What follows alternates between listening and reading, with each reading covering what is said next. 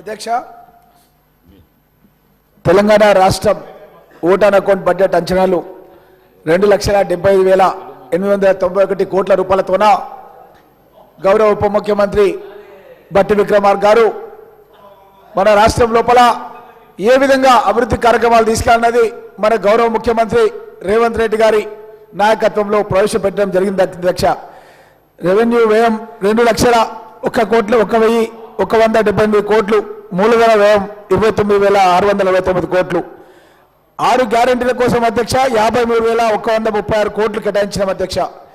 ముఖ్యంగా ఎన్నికలకు ముందు మేమేదైతే ప్రజలకు హామీ ఇచ్చినామో తెలంగాణ ప్రజానికానికి ఆ హామీలు నెరవేర్చే కార్యక్రమంలో బాగానే పెద్ద ఎత్తున 53,196 కోట్లు కేటాయించడం జరిగింది అధ్యక్ష. అదేవిధంగా పంచాయతీరాజ్ శాఖకు అధ్యక్ష 40,080 కోట్ల అధ్యక్ష. గతంలో జాతిపిత మహాత్మా గాంధీ గారు చెప్పారు, పల్లెల్లోనే మన యొక్క దేశం యొక్క ఆత్మ గ్రామాల్లో ఉంటుందని చెప్పి ఆ గ్రామాలు అభివృద్ధి చెందాలన్న ఉద్దేశంతో 40,080 కోట్ల రూపాయలు కేటాయించడం జరిగింది అధ్యక్ష. అదేవిధంగా నీటిపారుదల శాఖకు 28,024 కోట్ల రూపాయలు కేటాయించడం జరిగింది అధ్యక్ష. ఎస్సీ ఎస్టీ గురుకుల భవనాలకు 1,250 కోట్ల రూపాయలు కేటాయించడం జరిగింది అధ్యక్ష. వ్యవసాయ శాఖకు 19,746 కోట్లు కేటాయించడం జరిగింది అధ్యక్ష. ఈ విధంగా అధ్యక్ష వైద్య రంగానికి 11,500 కోట్ల రూపాయలు, విద్యుత్ గృహజ్యోతికి అధ్యక్ష 2,418 కోట్ల అధ్యక్ష. గ్రామాల లోపల విద్యుత్ అధికారులు ఆల్రెడీ తిరుగుతున్నారు అధ్యక్ష.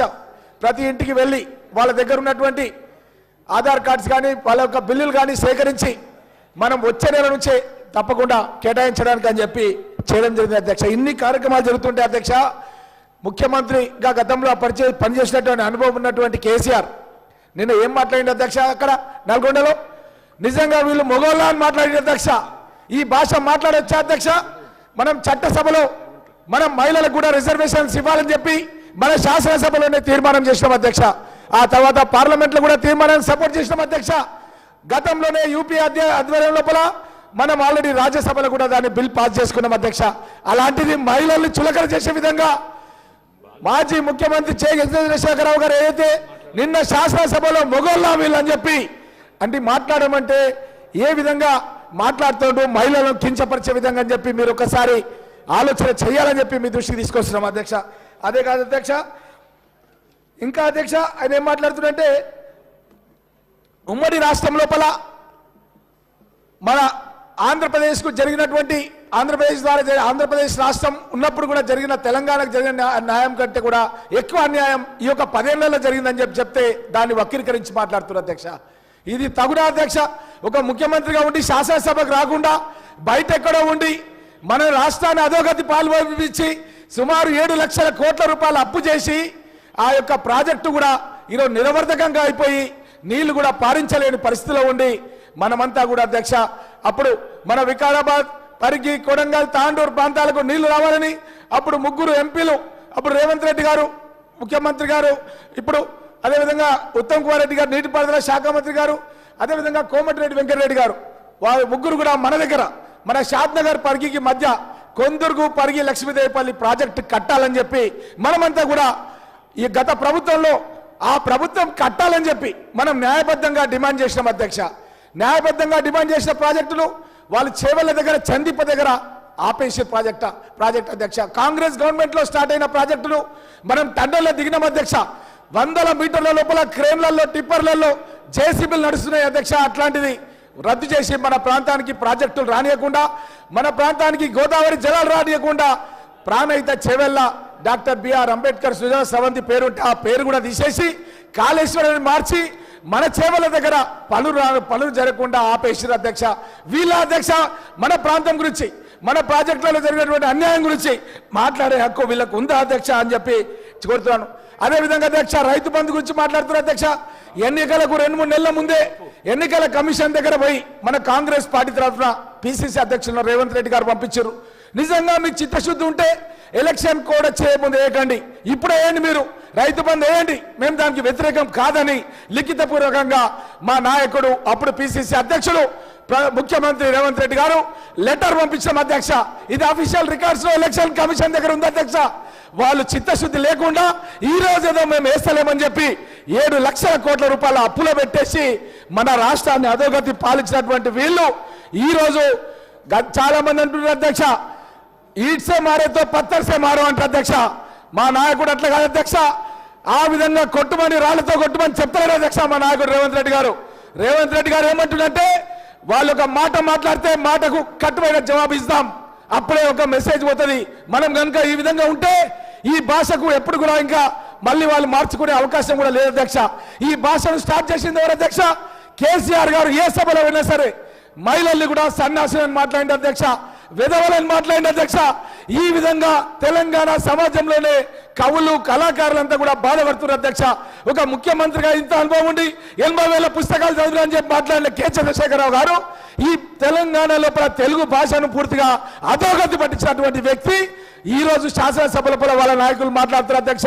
మేము ఏదో తప్పు అన్నట్టు మాట్లాడుతున్నారు అధ్యక్ష. వాళ్ళు ఎట్లా ఉందంటే వాళ్ళు చోరు ఉల్టా కొత్వాలకు దాటి అంటారు అధ్యక్ష. ఆ విధంగా దొంగే దొంగ దొంగ అన్నట్టుగా మాట్లాడుతున్నారు అధ్యక్ష. తిట్టన్ పోరా గారి కొడుక అన్నట్ట ఈ బీఆర్ఎస్ నాయకుల యొక్క విధానం ఆ విధంగా ఉంది అధ్యక్ష. వాళ్ళు తిడతారు, మళ్ళీ తిట్టన్ పోరా గారి కొడుక అంటారు. ఈ విధంగా వాళ్ళు మన రాష్ట్రం లోపల తెలంగాణ లోపల పూర్తిగా మన భాషను పూర్తిగా తిరోగమనం చేసిన అధ్యక్ష. గత 10 సంవత్సరాల పరిపాలన లోపల డల్లతనం అధ్యక్ష.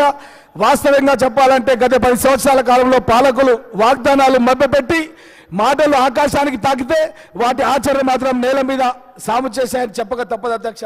డబుల్ బెడ్రూమ్ ఇండ్లు, దళిత బంధు అందరికీ అందకపోవడం, బీసీ బంధు అప్పటి అధికార పార్టీకి చెందిన వారికి పరిమితం కావడం, నూతన రేషన్ కార్డులు ఇవ్వకపోగా ఉన్న వాటిని తొలగించడం, నిరుద్యోగ సమస్య విలయతాండవం చేస్తున్నప్పటికీ పాలకుల లోపల చలనం లేకపోవడం, పంటలకు కనీస మద్దతు ధర లభించకపోవడం, నాటి ప్రభుత్వ పెద్దల పాలకుల ద్వంద్వ నీతికి హెచ్చు పెరగడం. ఈ విధంగా వీళ్ళు ఈ పరిస్థితుల నడుమ మెగా డిఎస్సి నిర్వహించి వచ్చే 6 నెలల్లో ఉపాధ్యాయ ఖాళీలు భర్తీ చేస్తామని టీఎస్పీఎస్సీ ప్రక్షాళన చేయడానికి ప్రభుత్వం చర్యలు తీసుకోవడం, యావత్ జాబ్ క్యాలెండర్ యువత జాబ్ క్యాలెండర్ విషయంలో కూడా చెప్పిన మాట ప్రకారం చర్యలు తీసుకోవడానికి ఈ విధంగా ఎన్నో తప్పులు చేసి టీపీపీఎస్సీలో పేపర్ లీక్ చేసి ఎంతో మంది నిరుద్యోగ యువకులు ఆత్మహత్యకు పాల్గొనడం జరిగింది అధ్యక్ష. గౌరవ ముఖ్యమంత్రి రేవంత్ రెడ్డి గారి నాయకత్వంలో కాంగ్రెస్ ప్రభుత్వం చర్యలు తీసుకోవడం హర్షదాయకం అధ్యక్ష. గ్రామీణ అభివృద్ధి విషయంలో గత ప్రభుత్వం కేవలం ప్రచారానికే ప్రాధాన్యత ఇచ్చింది. అంతేకాదు స్థానిక ప్రజాప్రతినిధులకు విలువ లేకుండా పోయింది. వారు గ్రామాల అభివృద్ధికి చేసిన పనులకు బిల్లులు ఇవ్వకుండా వారిని అప్పుల పాలు చేసి నానా అగచాట్లు పడేలా చేసింది. కావున అటువంటి అగచాట్లు పునరావృతం కాకుండా ఈ ప్రభుత్వం చర్యలు తీసుకోవాలని చెప్పి కోరుతున్నాం అధ్యక్ష. అదే అధ్యక్ష, రాష్ట్రం లోపల డ్రగ్స్ భూతాన్ని తరిమి కొట్టేందుకు కఠిన చర్యలు తీసుకునేందుకు రాష్ట్ర ప్రభుత్వం దృఢ నిశ్చయంతో ఉంది అధ్యక్ష. 2013 సంవత్సరం నుంచి అప్పటి యూపీఏ ప్రభుత్వం ప్రకటించిన ఐటీఐఆర్ ప్రాజెక్టు కార్యాచరణలోకి వచ్చే విధంగా చర్యలు తీసుకుంటామని చెప్పడం ప్రజాపాలన పట్ల నేటి ప్రభుత్వానికి ఉన్న చిత్తశుద్ధిని స్పష్టం చేస్తున్నాం అధ్యక్ష. వీళ్ళు అడిగిన అధ్యక్ష, ఏ విధంగా మీరు రెవెన్యూను సమకరించుకుంటున్నారు అధ్యక్ష? మేము ఐటీఐఆర్ ప్రాజెక్టును కేంద్ర ప్రభుత్వం పైన ఒత్తిడి తీసుకొచ్చి మన రాష్ట్రంలో ఏర్పాటు చేసి లక్షలాది ఉద్యోగాలు కల్పిస్తాం, తద్వారా రాష్ట్రానికి ఆదాయం వచ్చే విధంగా కూడా కృషి చేస్తాం అధ్యక్ష. అయితే గత 10 సంవత్సరాల పాలన అధ్యక్ష ప్రభుత్వ నిర్వహణ కారణంగా విద్యుత్ సంస్థలు 81,516 కోట్ల అప్పుల్లో కూరుకుపోవడం, అదేవిధంగా 50,275 కోట్ల మేర నష్టాల్లో కూరుకుపోవడం ఆందోళన కలిగిస్తుంది అధ్యక్ష. ఈ విషయంలో రాష్ట్ర ప్రభుత్వం విద్యుత్ సంస్థలను గట్టెక్కించే ప్రయత్నం చేయాలి అధ్యక్ష.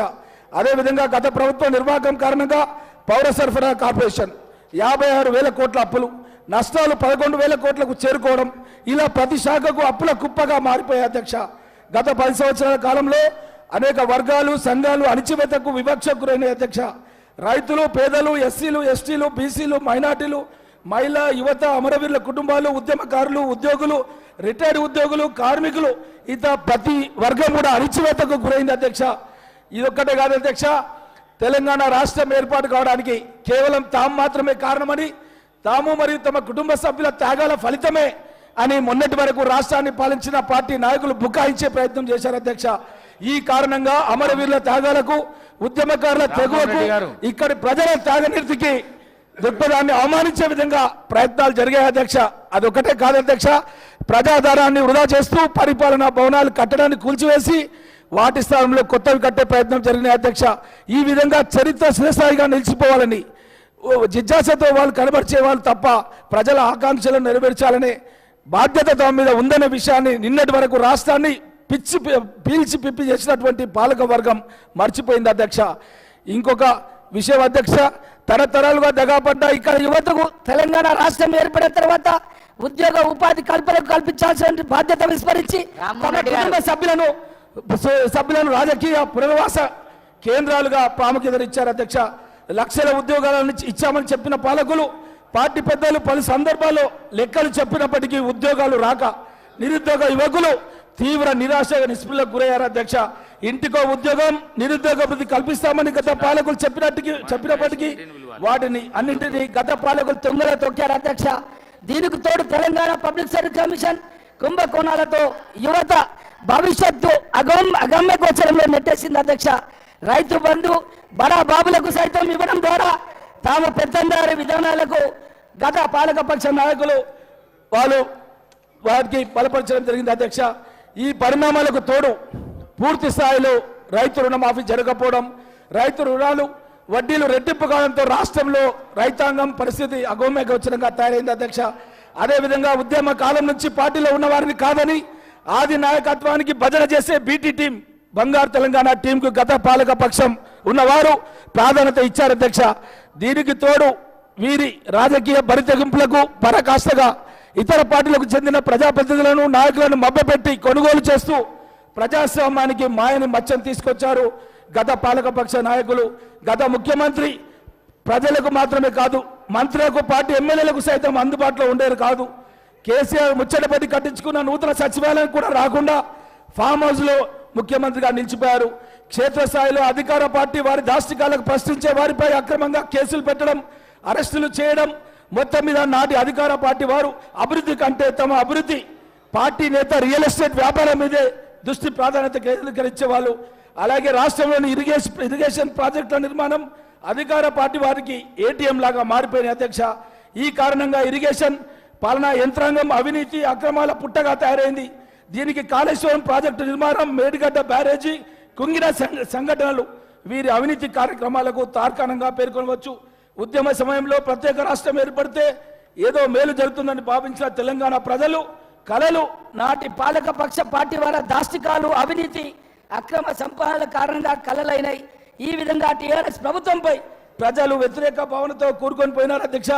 టీఆర్ఎస్ ప్రభుత్వంపై ప్రజల వ్యతిరేకత పెరుగుతున్నప్పటికీ కేసీఆర్ దిద్దుబాటు చర్యలు చేపట్టకపోగా తమకు ఎదురే లేదన్నట్టుగా వివరించారు. ఎన్నికలు సమర్పిస్తున్న వేళ రాష్ట్రాన్ని గుడ్ టు గ్రేట్ నినాదంగా ముసుగులో పెట్టుకొని బీఆర్ఎస్ ప్రచారం కొనసాగించింది అధ్యక్ష. మరోవైపు పాలక పక్షాల దుబారా అవినీతి కారణంగా ప్రభుత్వ ఖజానా నిండకపోవడంతో కనీసం రాష్ట్ర ప్రభుత్వం ఉద్యోగులకు తాజా పీఆర్సీ ఇవ్వలేకపోయింది. అదేవిధంగా ప్రభుత్వ ఉద్యోగుల సమ్మె సమయంలో కేసీఆర్ గారు చేసిన అవమానాన్ని ఆర్టీసీ కార్మికులు మర్చిపోలేకపోతున్నారు అధ్యక్ష. ఉద్యమ సమయం లోపల కేసీఆర్ గారు ఆర్టీసీ కార్మికులకు చెప్పడం జరిగింది అధ్యక్ష. ఎవరైతే సమ్మె సమయం లోపల ఎవరైతే సమ్మెలో ఉన్నారో వాళ్ళకు కావాల్సినటువంటి ఏదైతే బకాయిలు చెల్లిస్తామన్నాడు. అదేవిధంగా రాష్ట్ర తెలంగాణ ఉద్యోగస్తులకు పీఆర్సీ కూడా ఇస్తామని చెప్పడం జరిగింది.